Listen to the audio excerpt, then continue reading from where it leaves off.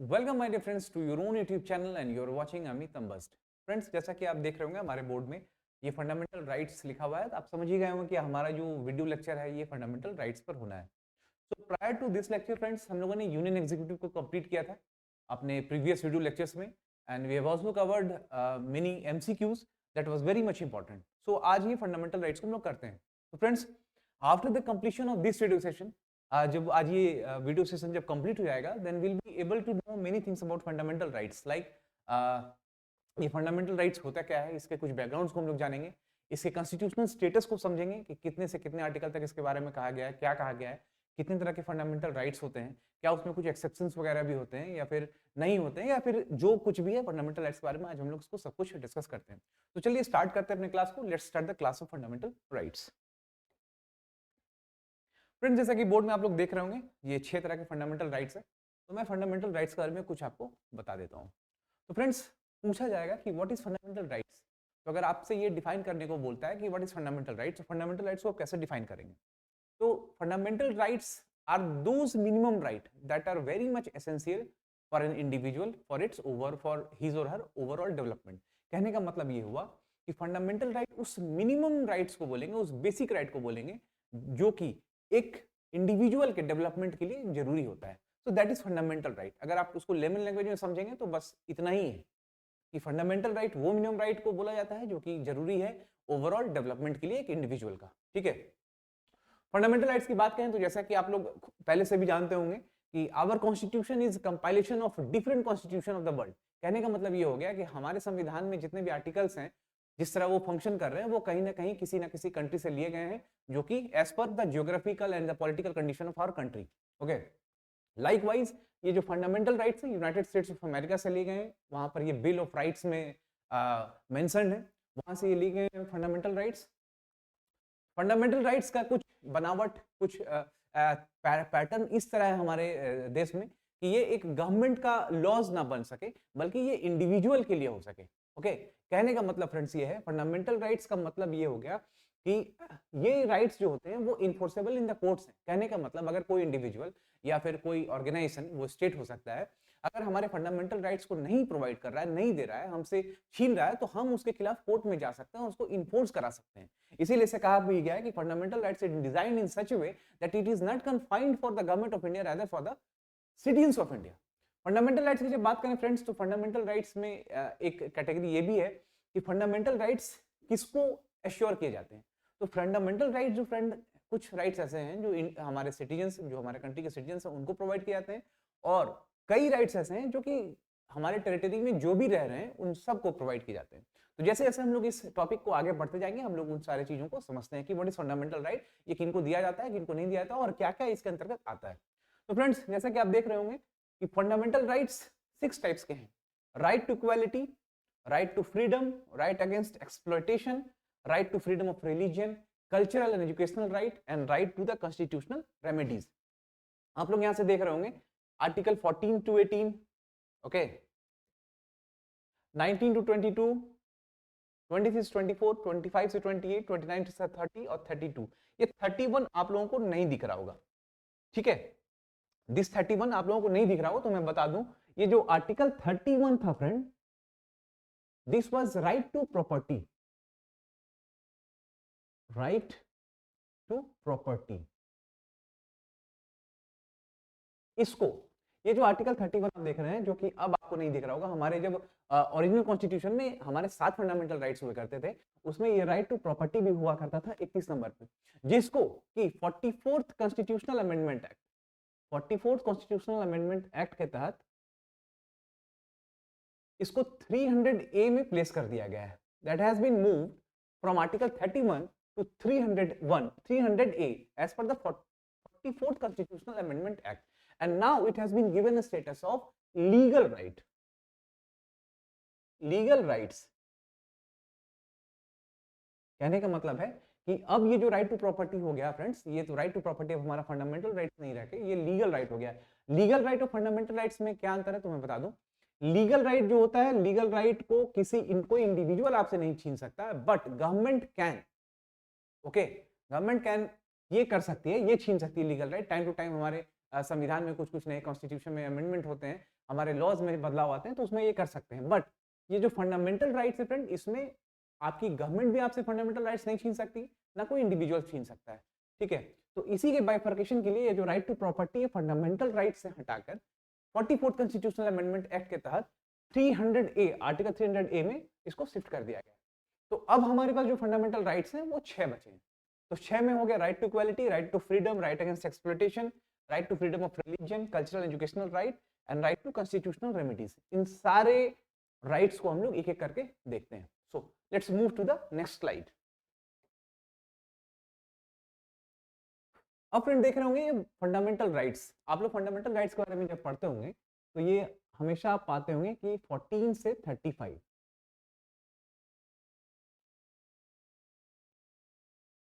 इस तरह से आप लोगों को दिखता होगा कि फंडामेंटल राइट्स जो है ये पार्ट 3 में आर्टिकल 14 से 35 तक है। तो व्हाट अबाउट आर्टिकल 12 एंड 13, क्योंकि आप जानते हैं पार्ट 1 हमारे संविधान का है, पार्ट 2 एंड पार्ट 3, ठीक है। पार्ट 1 में यूनियन के बारे में बताया गया, पार्ट 2 में सिटीजन्स के बारे में बताया गया, सिटीजनशिप के बारे में कि कौन कौन सिटीजनशिप होगा, कैसे कैसे होगा, किसको आप सिटीजनशिप नहीं दे सकते हैं, किसका छीना जा सकता है। उसी तरीके से ये पार्ट 3 में हमारा फंडामेंटल राइट्स है। तो फंडामेंटल राइट्स में 14 से 35 के बारे में। पार्ट 2 फ्रेंड्स 11 में खत्म हो जाता है। तो आखिर ये 12 और 13 क्या है? ओके, तो लेट मी टेल यू, मैं आपको बताता हूँ। ये फंडामेंटल राइट्स के तहत ही है। ये जो आर्टिकल 12 और 13 है, तो 12 के बारे में फ्रेंड्स, 12 के बारे में ये बताता है, स्टेट का वो डेफिनेशन देता है कि स्टेट होता क्या है, स्टेट हम लोग किसे कहेंगे। जिस तरह से आप देख रहे होंगे यहाँ पर mention in the article definition of state, article 12 जो है स्टेट के बारे में बताता है कि स्टेट कौन है। तो स्टेट फ्रेंड गवर्नमेंट हो सकती है, पार्लियामेंट हो सकती है, ओके, लेजिस्लेटिव और एग्जीक्यूटिव पार्ट्स ऑर्गन्स हो सकते हैं। स्टेट की अगर बात करो आप तो फिर से गवर्नमेंट और स्टेट गवर्नमेंट हो सकता है जो उसका लेजिस्लेटिव और एग्जीक्यूटिव ऑर्गन हो गया। कोई जैसे कि आप देखते होंगे ये सीसीएल हो सकता है, ओएनजीसी हो सकता है, कोई भी स्टैट्यूटरी या नॉन स्टैट्यूटरी बॉडी हो सकता है। हमारे सुप्रीम कोर्ट ने ये भी एक जजमेंट में कहा है कि कोई भी even private players, that means private individuals, private groups जो कि स्टेट के मशीनरी में कहीं ना कहीं रिलेटेड है, उससे जुड़ा हुआ है, तो that is also considered as a state. तो आर्टिकल 12 की बात अगर हम लोग करें फ्रेंड्स, तो article 12 clearly discusses the state, who is the state. It is not article, rather you can say it is the definition clause, okay, कि state के बारे में बताता है कि स्टेट कौन है। अब आइए हम लोग आर्टिकल 13 के बारे में जानते हैं। What about article 13? ओके, तो फ्रेंड्स आर्टिकल 13 होता है वो डॉक्ट्राइन ऑफ लैप्स के बारे में बात करता है, ठीक है, डॉक्ट्राइन ऑफ इक्लिप्स के बारे में बात करता है। सॉरी, डॉक्ट्राइन ऑफ इक्लिप्स होता क्या है, तो मैं आपको ये बता दूं। हमारा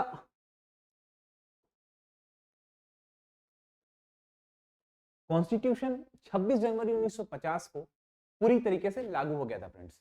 तो ये डॉक्ट्राइन ऑफ इक्लिप्स के तहत ये बातें आती हैं, जो भी जितने भी प्री कॉन्स्टिट्यूशनल लॉज होंगे, प्री कॉन्स्टिट्यूशनल लॉज का मतलब हो गया जितने भी लॉज 26 जनवरी 1950 के पहले बने होंगे, अगर वो हमारे फंडामेंटल राइट्स के साथ कोइंसाइड करते हैं, तो वो जो प्री कॉन्स्टिट्यूशनल लॉज होंगे फ्रेंड, वो डिक्लेयर डोरमेंट हो जाएंगे। दैट मींस वो निष्क्रिय डिक्लेयर हो जाएंगे, उसका फिर महत्व नहीं होगा। डॉक्ट्राइन ऑफ इक्लिप्स यही कहता है।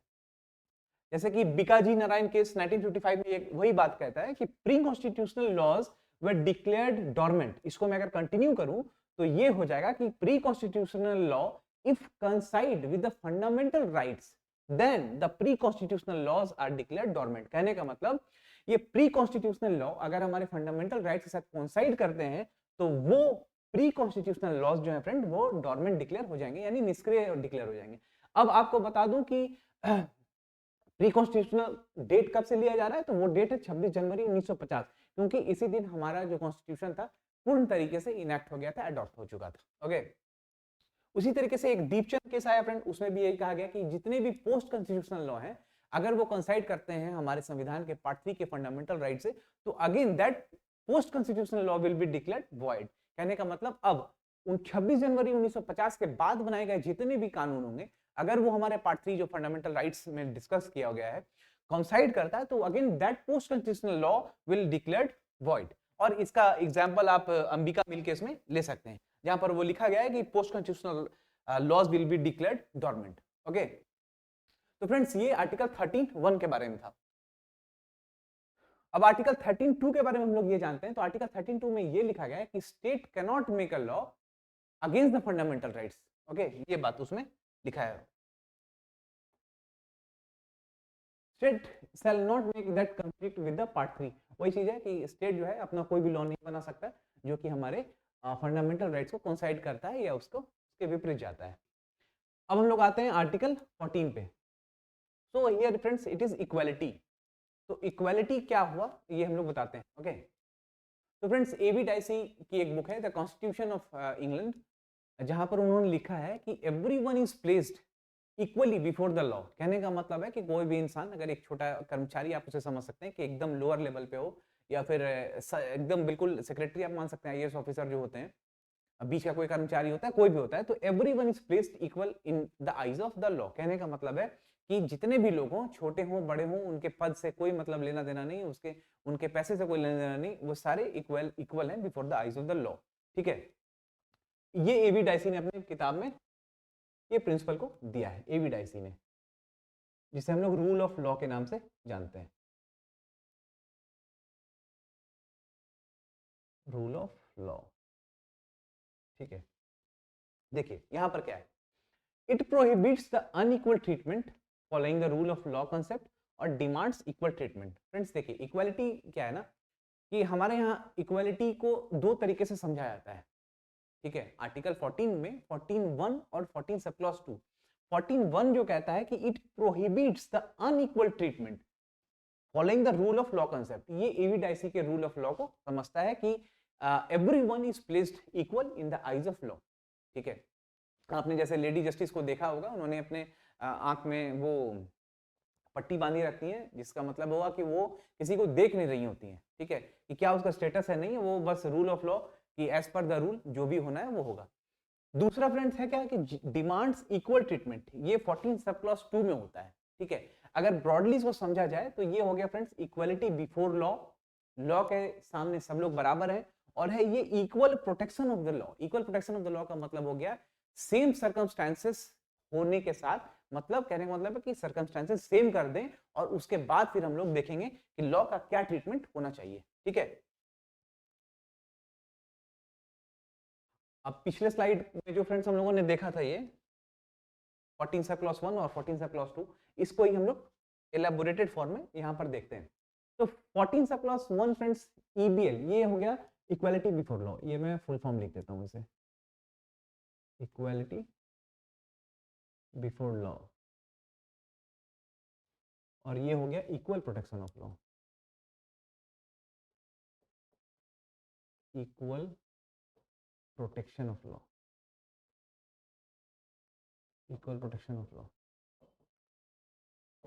सी ये 14(1) बता रहा है कि इक्वलिटी बिफोर लॉ, जो कि रूल ऑफ लॉ कंसेप्ट को यूज कर रहा है फ्रेंड, और ये एक नेगेटिव अप्रोच है। ठीक है, नेगेटिव अप्रोच है, ये जेनेरिक है, मतलब वेरी जनरल है कि everyone placed in the eyes of law, और जैसा होगा उस एवरीवन को इक्वल रहना है आईज ऑफ लॉ में। ये एक ब्रिटिश कॉन्सेप्ट है फ्रेंड, एवी डाइसी, तो जैसा मैंने पहले ही बताया कॉन्स्टिट्यूशन ऑफ इंग्लैंड में इन्होंने ऐसा लिखा है, तो ये ब्रिटिश कॉन्सेप्ट है। Absence of any special privileges in favour of any person.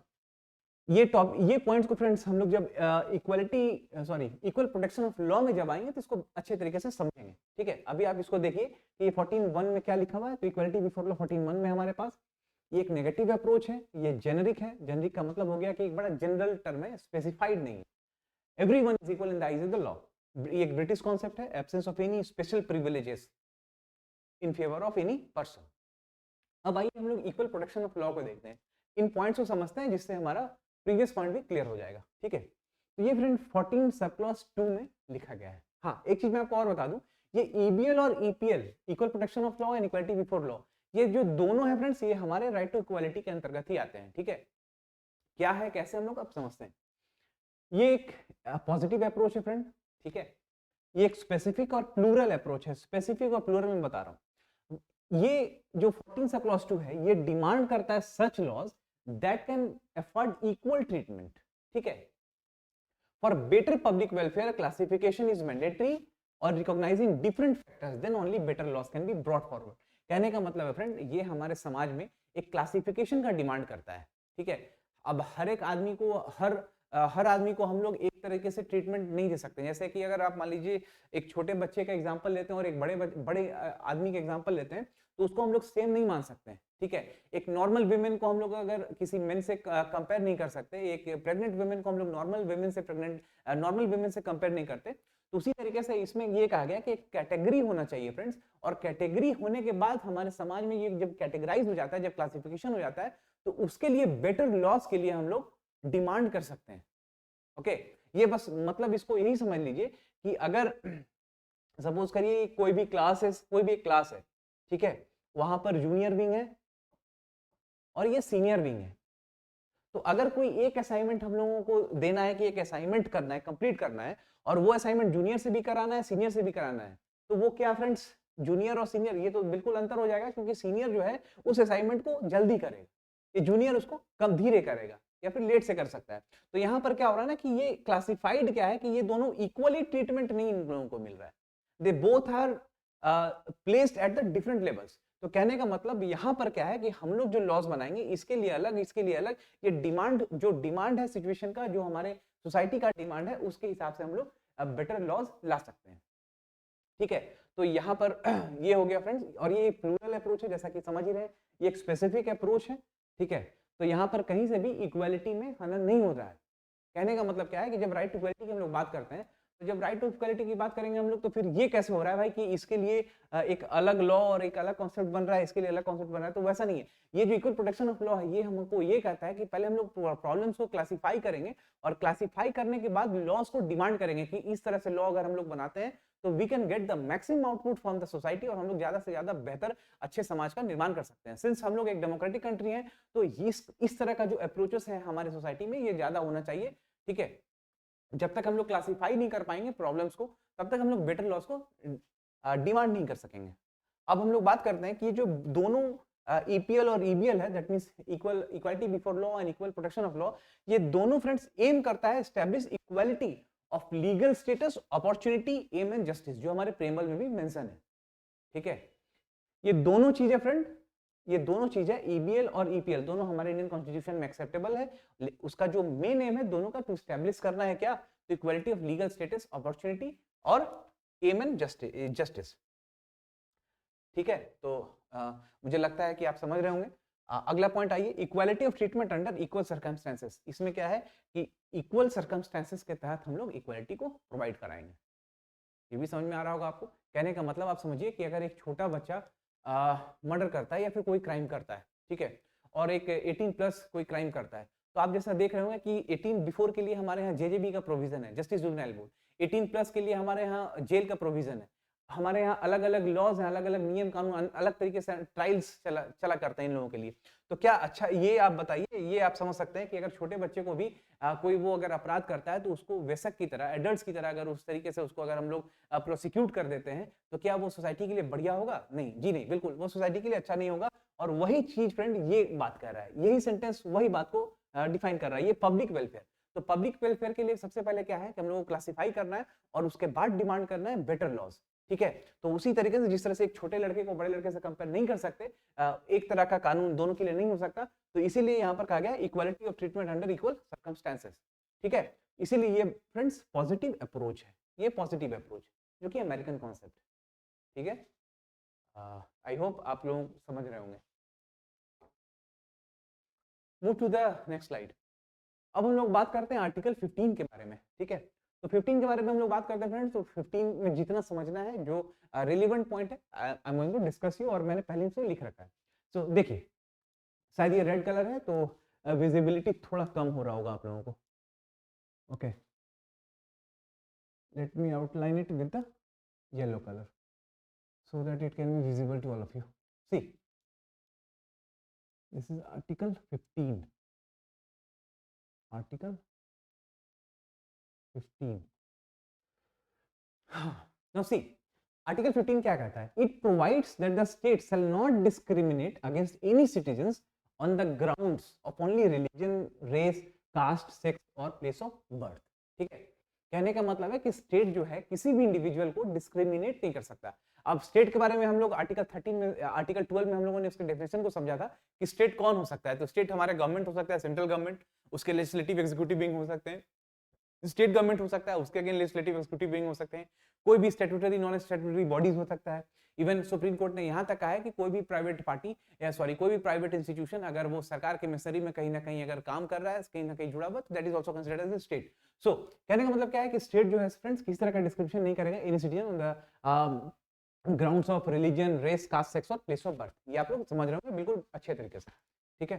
Second provision इसमें क्या है, आर्टिकल 15 कहता है कि that no citizen shall be subjected to any disability, liability, restriction और condition on the grounds only of religion, race, caste, sex और place of birth with regard to access to shop, public restaurant etcetera. आपको आसान तरीके से ये समझ में भी आ रहा होगा कि यहाँ पर किसी को भी एक्सेसिबिलिटी आप शॉप में या पब्लिक रेस्टोरेंट में इन सब पैरामीटर्स पे आप उसको नहीं रोक सकते, ठीक है। अब आइए, this provision prohibits discrimination both by state and private individuals while the former provision prohibit discrimination only by the state. अब यहाँ पर ये कह रहा है फ्रेंड कि जो प्रोविजन है ये प्रोहिबिट करता है डिस्क्रिमिनेशन को, किसके द्वारा, तो स्टेट और प्राइवेट इंडिविजुअल, ठीक है। लेकिन ये जो फॉर्मर प्रोविजन है, यानी कहने का मतलब ये स्टेट का जो प्रोविजन है, ये provision prohibit discrimination only by the state. तो कहने का मतलब ये हो गया फ्रेंड्स कि आर्टिकल 15 यही कह रहा है कि किसी भी तरह का डिस्क्रिमिनेशन स्टेट या अदर इंडिविजुअल्स इन बेसिस पे, इन पैरामीटर्स पे किसी के विरुद्ध नहीं कर सकती, ठीक है। I hope this must be getting in your minds. Now see article 16, article 16 क्या कहता है, it provides for equality of opportunity for all citizens in matters of the employment और appointment of any office under the state within the limited restriction.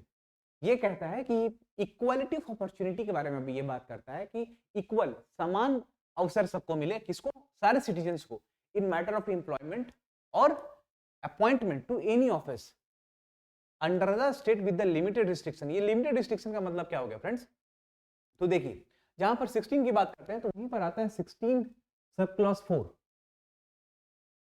ये जो article है 16 sub clause 4, ये हमारे संविधान में जो मेंशन्ड है उसमें ये एक्सेप्शन है आर्टिकल 16 का। कहने का मतलब यहाँ पर डिस्क्रिमिनेशन हो सकता है सोशली बैकवर्ड जो लोग होते हैं उनको और SC STs को जॉब्स में और उनके प्रमोशंस वगैरह में उनको ये प्रोविजन दिया जाता है। तो आर्टिकल 16 जिस तरह से कह रहा है कि यहाँ पर इक्वालिटी ऑफ अपॉर्चुनिटी होना चाहिए विथ लिमिटेड रिस्ट्रिक्शन, तो ये जो लिमिटेड रिस्ट्रिक्शन है दिस इज 16 सब क्लॉज 4। कहने का मतलब ये हो गया कि SC ST और सोशली और बैकवर्ड जो भी लोग हैं उनको उनके जॉब्स में, प्रमोशन में यहाँ पर बेनिफिट, प्रिविलेज दिया जाएगा, ठीक है। Now move to article 17। तो आर्टिकल 17 क्या कहता है, it abolishes the untouchability and forbids its practice in any form. Untouchability के बारे में बात करता है फ्रेंड, छुआछूत के बारे में बात कर रहा है कि छुआछूत बिल्कुल एबॉलिश हो जाना चाहिए और किसी भी प्रकार का अनटचेबिलिटी कहने का मतलब कि किसी को मंदिर में एंट्रेंस नहीं जाने दिया जा रहा है, किसी को किसी रोड से क्रॉस नहीं करने दिया जा रहा है, ठीक है। और इवन यहाँ पर ये भी हुआ करता था फ्रेंड्स कि जैसे अनटचेबिलिटी कहने का मतलब कि एक ऊपर कास्ट के लोग वगैरह हो गए तो उनके बच्चों का जो नाम वगैरह है उस तरह का नाम भी नहीं रख सकते थे छोटे जात के लोग, तो ठीक है। तो इस तरह का ये सारा पैरामीटर्स, ये सारा जो प्रीवियस आप इसको बोल सकते हैं कुरीतियां बोल सकते हैं, कर्ज जो बोल सकते हैं, इन सारे को एबॉलिश करने के बाद हमारे आर्टिकल 17 में ये प्रस्तुत है, ठीक है। Now see, come to article 18. Article 18 is very much easy. आप दिख रहा होगा एबोल्यूशन ऑफ टाइटल, और इसमें कुछ विशेष पढ़ने के लिए नहीं है। टाइटल्स का एबोल्यूशन, अब फ्रेंड्स यहाँ पर टाइटल्स का मतलब ये नहीं हुआ कि कोई डॉक्टर है तो उसका नाम डॉक्टर हटा देना है, ठीक है। लेफ्टिनेंट है तो वो लेफ्टिनेंट नहीं रहेगा, वो उस तरह का ये टाइटल्स के बारे में बात नहीं कर रहा है। ये टाइटल्स के बारे में बात कर रहा है जैसे किसी को आप विशेष टाइटल दिया जाता था पुराने टाइम में, राजकुमार जैसे कुछ और राजा वगैरह बोला जाता था, ठीक है। तो उस तरह का टाइटल्स यहाँ पर एबोल्यूशन के बारे में बात करता है। तो फ्रेंड्स आज के हमारे सेशन में हमने वीडियो लेक्चर को ज़्यादा लंबा नहीं रखते हुए हमने आर्टिकल 14 से 18 कहने का मतलब राइट टू इक्वालिटी के बारे में, राइट टू इक्वालिटी तक ही सीमित रखा है, ठीक है, ताकि आप लोगों को आसानी से समझ सकें और वीडियो लेक्चर ज़्यादा लंबा भी नहीं हो, क्योंकि होता क्या है कि लंबे लेक्चर्स को लोग जनरली उतना नहीं देख पाते हैं। और चूंकि ये चैनल भी न्यू है तो जितने ज़्यादा से ज़्यादा लोग जब तक इससे जुड़ेंगे नहीं, समझेंगे नहीं, तो शायद लंबे लंबे वीडियो लेक्चर्स बनाने का कोई मतलब भी नहीं बनता। और एक चीज़ और है फ्रेंड्स कि आज से मैंने ये अपने टॉपिक को बाइलिंगुअल भी कर दिया है, क्योंकि मुझे ऐसा लगता है कि जो ये नॉलेज है या जो भी ये वीडियो सेशन में मैं प्रोवाइड कर रहा हूँ, ये ज़्यादा से ज़्यादा लोग इसको एक्सेप्ट करें, इसको इनपुट के फॉर्म में लें। और चूंकि ये माध्यम भाषा एक माध्यम बन रहा है कि ज़्यादा लोगों तक नहीं पहुंच पा रहा है, तो इसलिए मैंने इसको सोचा कि इसको इंग्लिश हिंदी दोनों में करता हूँ, बाइलिंगुअल, ठीक है। तो जितना हो सक रहा है मैं इसको करता हूँ, और फिर और आगे देखता हूँ कि इसको किस तरीके से और आगे हम लोग बेहतर कर सकते हैं। तो फ्रेंड्स, आज का क्लास अगर आपको बढ़िया लगा होगा, समझ में आ रहा होगा कि नहीं, ठीक है, तो आप जरूर इस कंटेंट को बिल्कुल तहे दिल से इसको समझिए, लिखिए, और एग्जाम में से ज़्यादा कुछ नहीं समझने को भी है। और कंटेंट को लाइक करिए, हमारे चैनल को सब्सक्राइब करिए, और ज़्यादा से ज़्यादा लोग को बिल्कुल इसको शेयर करिए, ताकि वो देख सकें कि हमारा कंटेंट क्या है और हम लोग किस तरीके से इसको प्रोसीड कर रहे हैं, ठीक है। सो फ्रेंड्स, अगले अगले जो वीडियोज़ में हम लोग आर्टिकल 18 के बाद डिस्कस करते हैं, ठीक है। तो till then thank you so much for watching the video, और लाइक और सब्सक्राइब तो आप कर ही लीजिएगा, ठीक है। Thank you.